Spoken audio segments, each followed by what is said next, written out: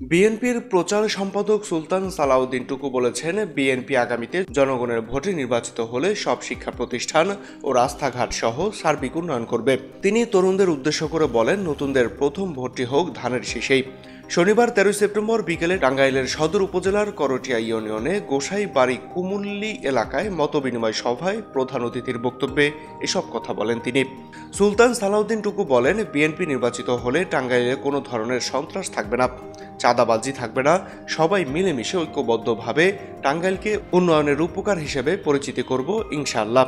তিনি আরো বলেন, দেশটা আমাদের সবার, এর জন্য সবাই মিলেমিশে দেশকে ভালোবেসে বুকে ধারণ করে লালন করে ঐক্যবদ্ধভাবে উন্নয়নের কাজ করা যাবে। মনে রাখতে হবে, সবার আগে বাংলাদেশ।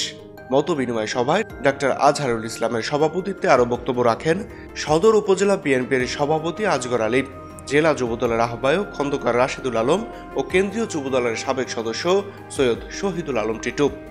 অনুষ্ঠানে জেলা, উপজেলা ও ইউনিয়ন বিএনপির অঙ্গ ও সহযোগী নেতারা উপস্থিত ছিলেন। Mahadi Hasan BN, People Voice Television, Dhaka.